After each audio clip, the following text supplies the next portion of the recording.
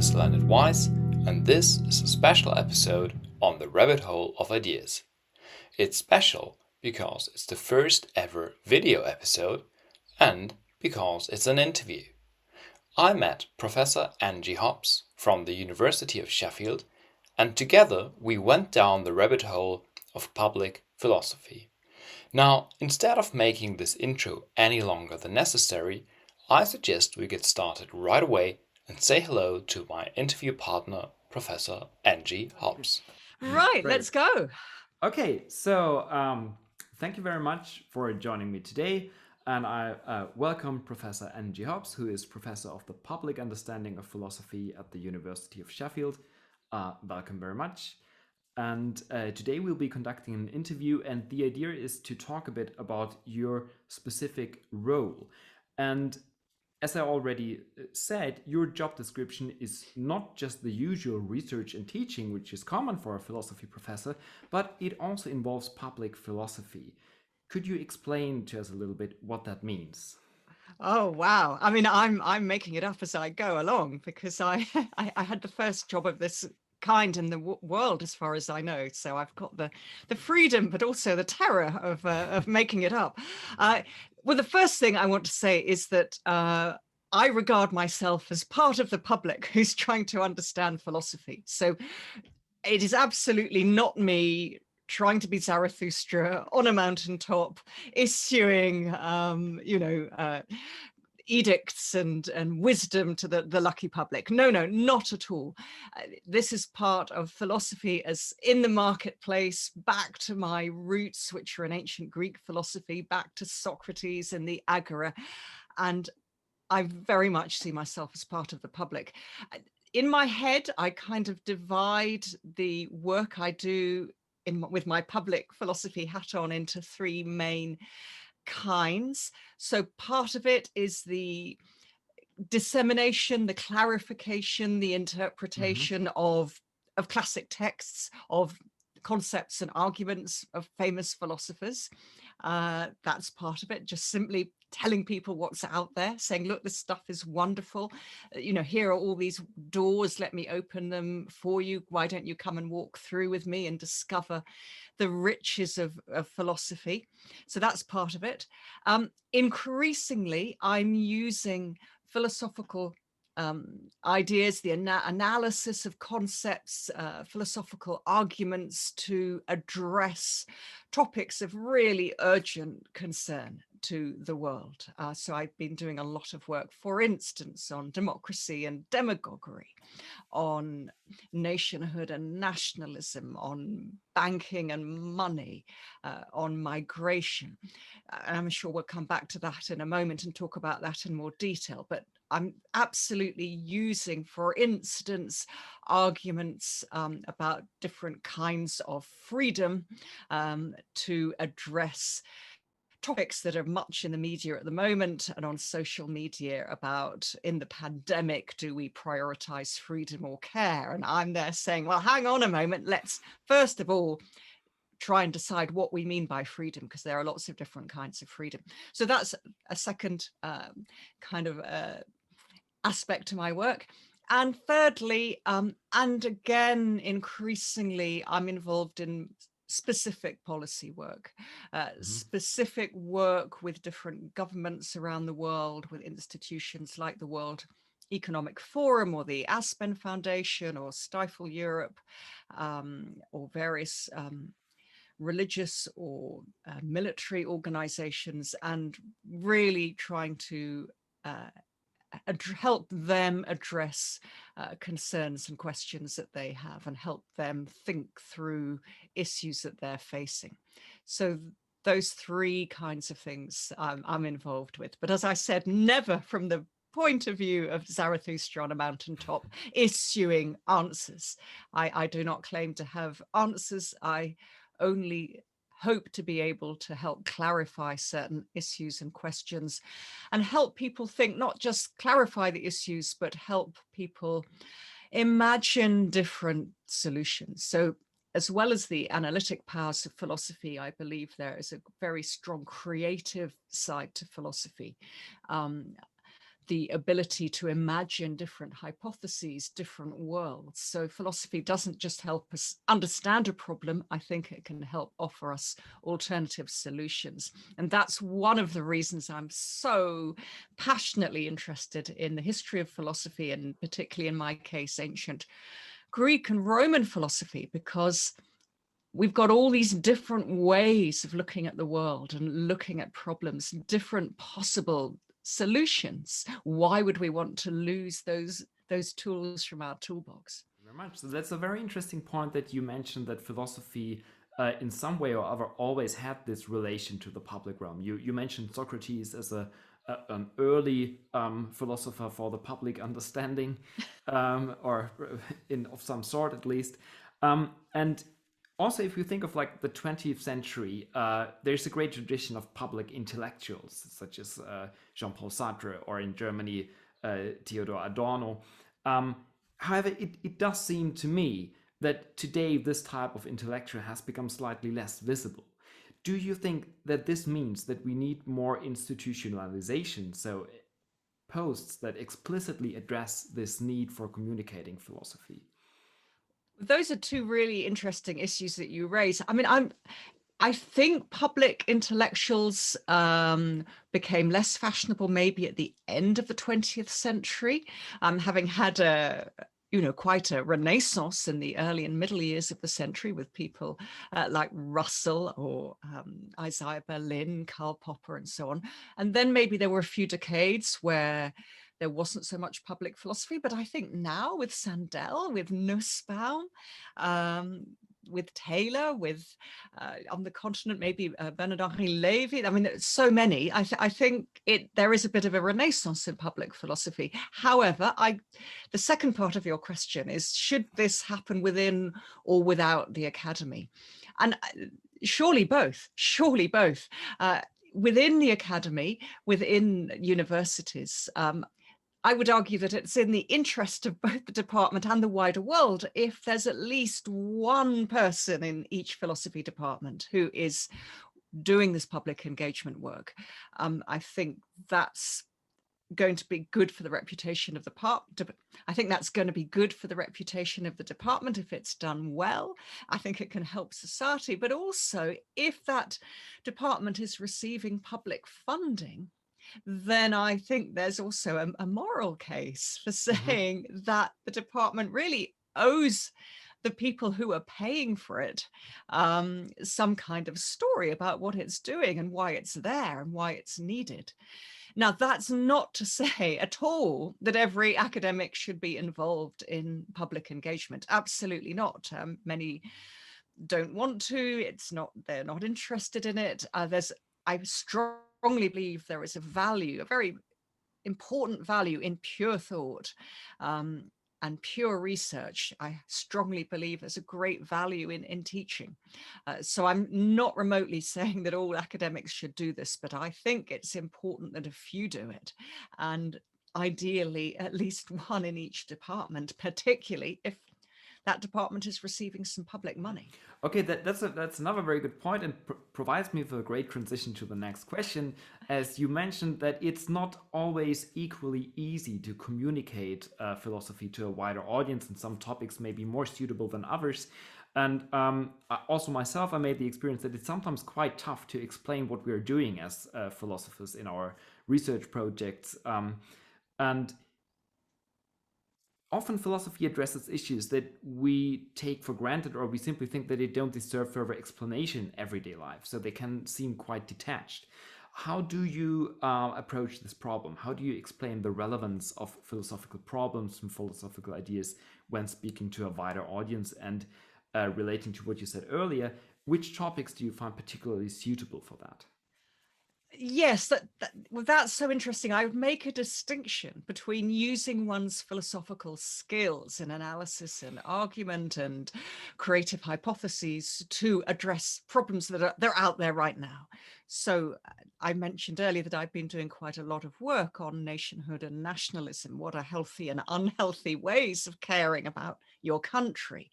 I'm doing a lot, particularly via Plato on democracy and how democracies can be subverted to tyrannies by an opportunistic demagogue. I mean, these are subjects that are clearly in the public domain at the moment. Migration, I work with a charity, a wonderful charity called Refugee Tales, which is seeking an end to indefinite detention of refugees and asylum seekers in the UK. So those are the topics that are there right now. And it's not that hard to get people's attention to why they matter, particularly something, for instance, like money. You know, what is money for? How can we best make it, save it, spend it, invest it in ways which further our own good and the good of the community? How can we make money solve our problems rather than create problems, which it's doing at the moment? So you can do that. You can take issues that people are already concerned with and say, look, philosophy can help.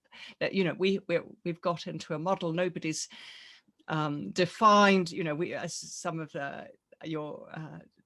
some of our viewers today may be aware that in the UK we had a vote in 2016 to leave the European Union, and there was a big sort of debate about sovereignty and taking back control and so on, but nobody was actually analyzing what those terms meant.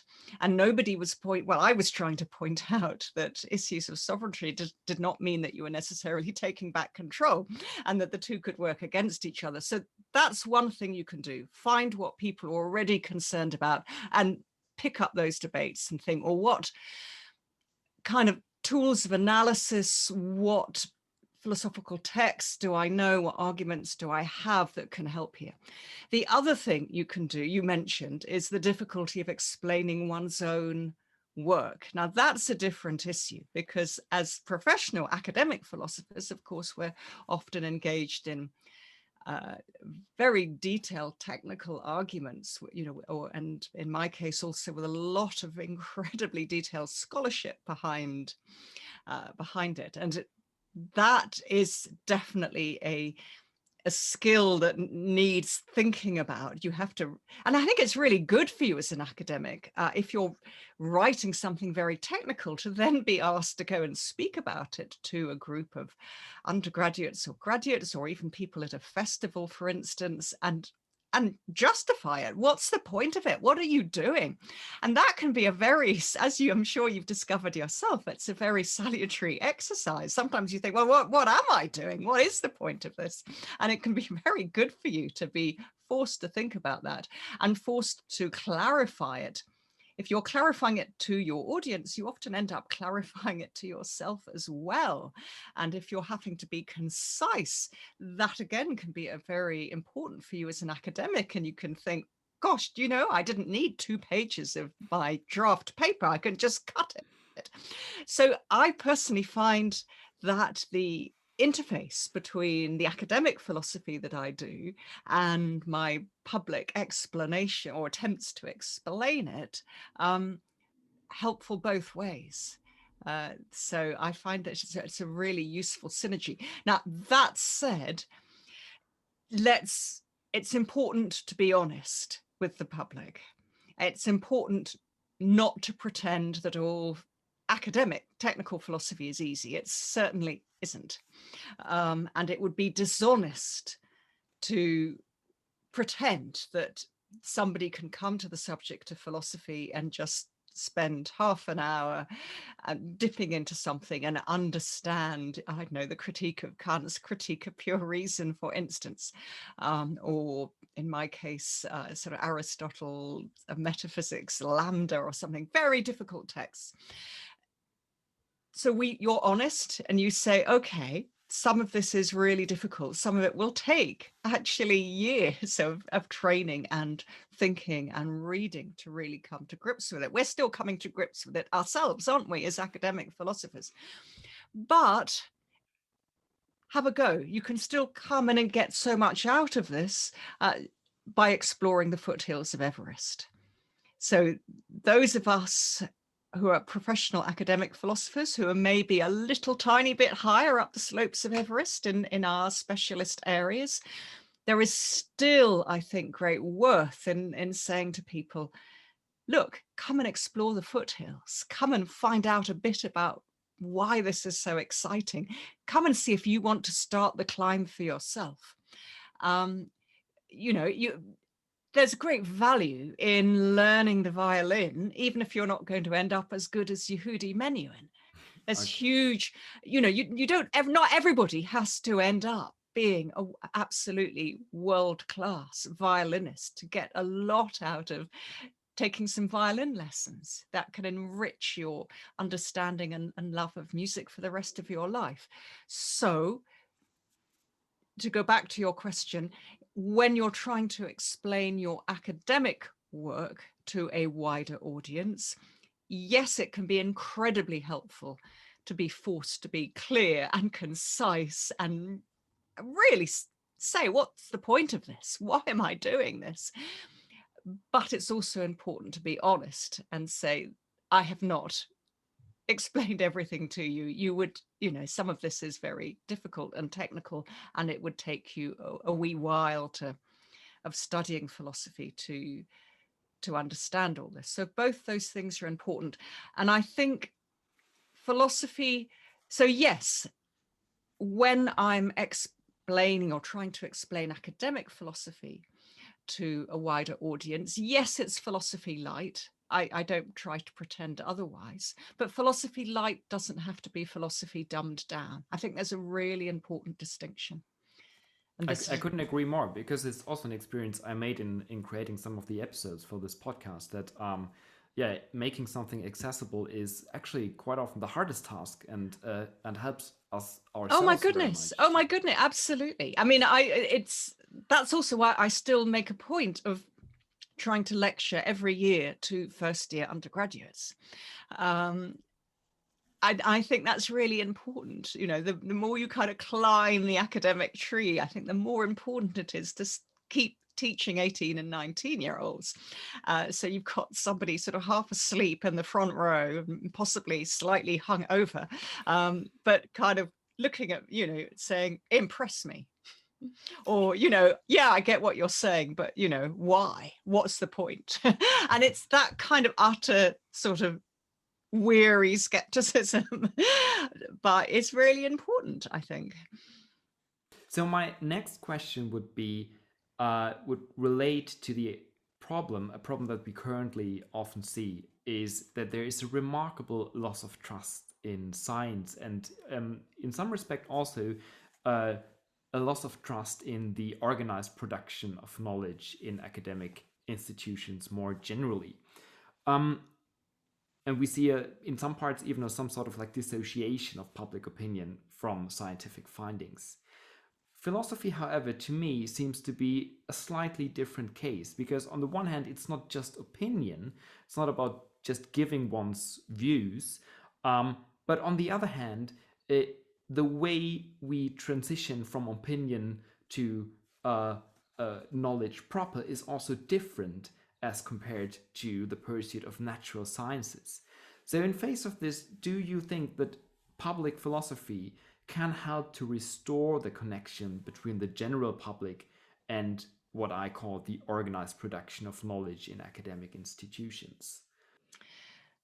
Yes, there's certainly, there's been a lot of skepticism about various forms of expertise around the world for several years. We were told in Britain by a government minister a few years ago that, quote, Britain had had enough of experts, sadly. To some extent, I think the pandemic has eased that situation, because though there are still groups around the world who are very resistant to scientific facts and vaccinations and so on, they, on the whole, are probably in minorities. But you might still say, well, hang on a minute. Philosophy it's not on the whole trying to offer us that kind of fact. It's trying to get people to explore their own lives and see, are you living the richest, fullest, most interesting life you could be living? Are you actualizing? Are you fulfilling all your human faculties? Are there ways in which you could use reason to help you live a more interesting and creative and fulfilling life where you're wasting less time and less energy.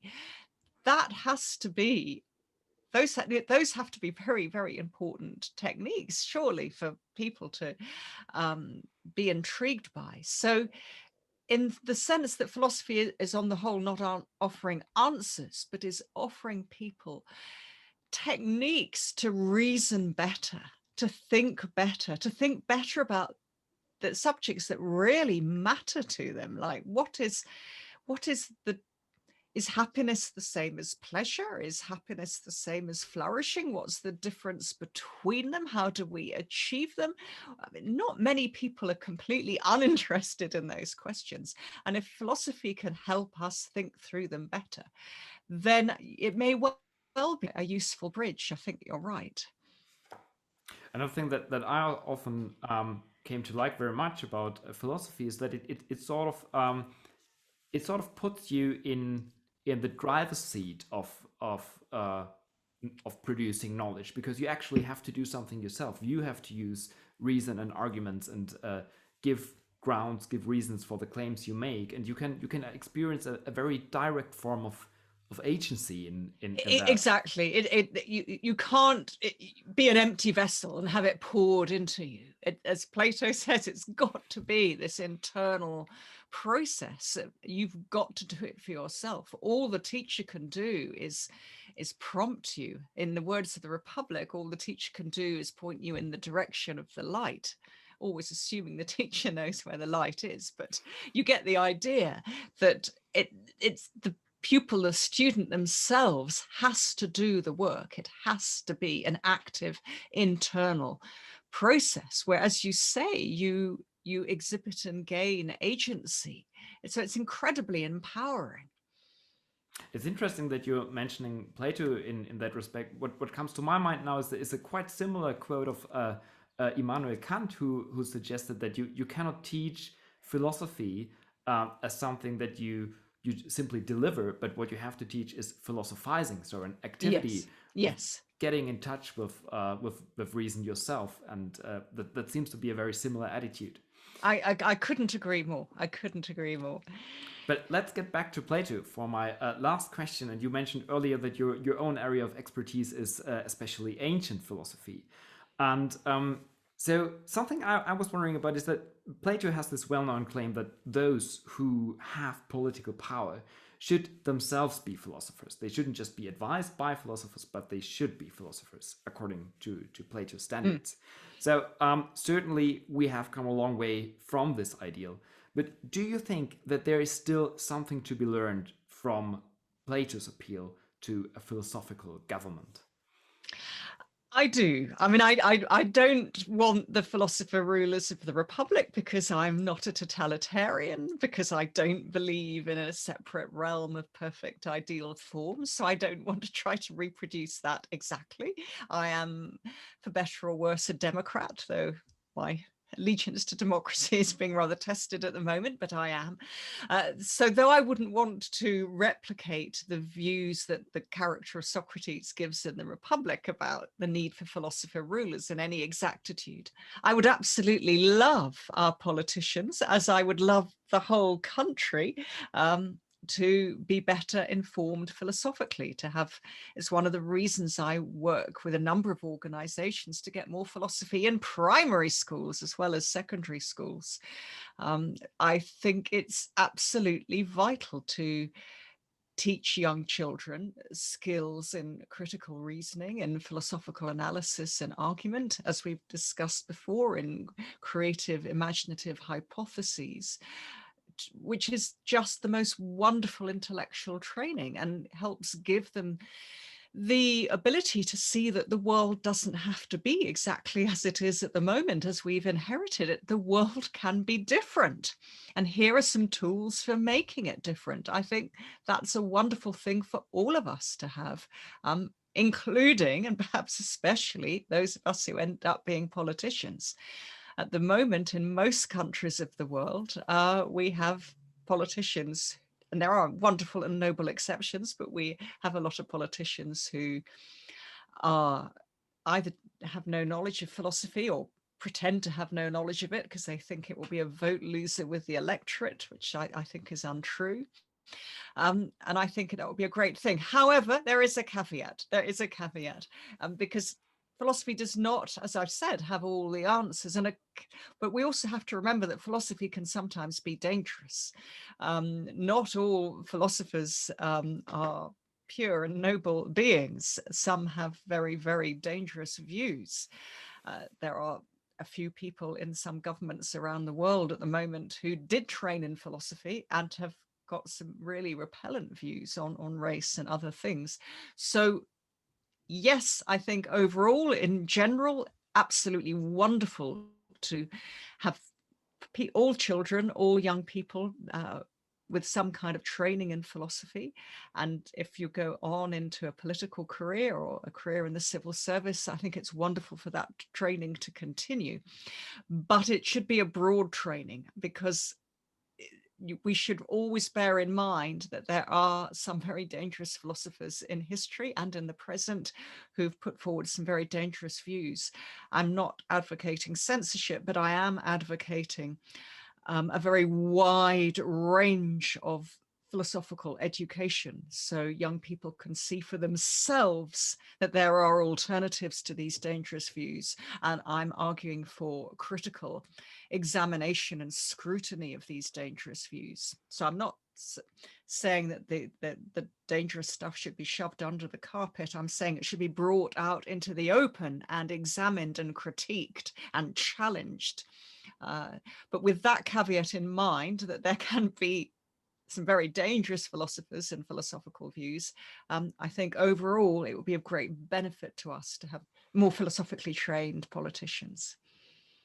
And after all, you also mentioned in what you just said that it's not just about like training an expert group, but it's more something that is relevant for each and everyone. And I think that goes along very nicely with the basic democratic belief in the sovereignty of the people. So those with political power, after all, in a democratic state, that's each of us. And so yeah, maybe and it's absolutely crucial, because unless you have the ability to sort out truth from falsehood, to sort out lies and propaganda from things that are true, then you are not going to be able to exercise authority in your vote. You're going to be at the risk of being manipulated. You're going to be vulnerable to propaganda.